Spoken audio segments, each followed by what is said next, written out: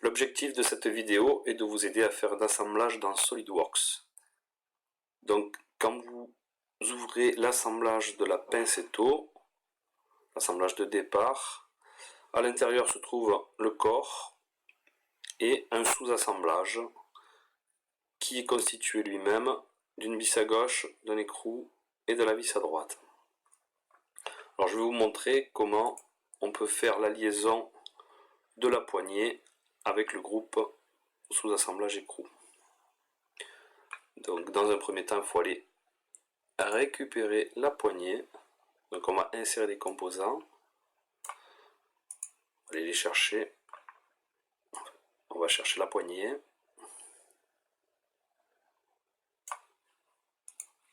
Ouvrir. Elle apparaît dans l'écran et on la positionne. Donc maintenant dans l'arbre de construction, on a notre poignée. Par contre, elle peut faire tous les mouvements dans le repère X, Y, Z.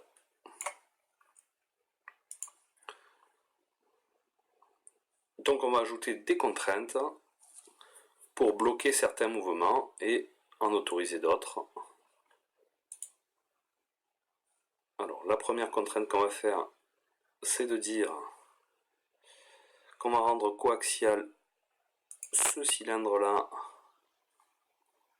et celui-là. Un peu comme si on mettait en position la poignée par rapport à l'écrou. Voilà, donc on a les deux faces sélectionnées. Si jamais on s'est trompé, on fait clic droit et on sélectionne une contrainte et on supprime.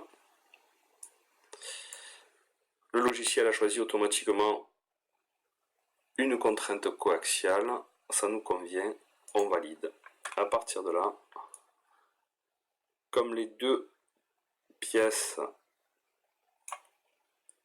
au niveau de ce perçage sont coaxiales, et bien les rotations autour de Y et autour de X ne sont plus possibles. Par contre, la translation selon Z est toujours possible.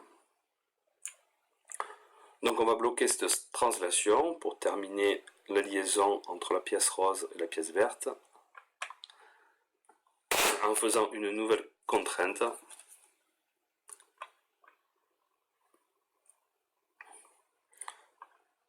Donc on va sélectionner cette face et la rendre coïncidente à celle-ci, comme si elles étaient en contact. Et on valide. Voilà, on peut se remettre en vue isométrique et valider. On a terminé les contraintes qu'on retrouve d'ailleurs dans l'arbre de construction au niveau des contraintes de l'assemblage.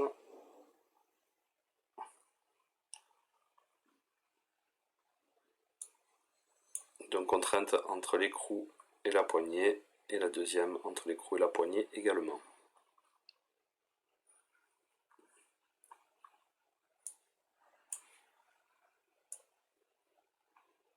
Et voilà. Certains mouvements sont possibles, mais pas tous.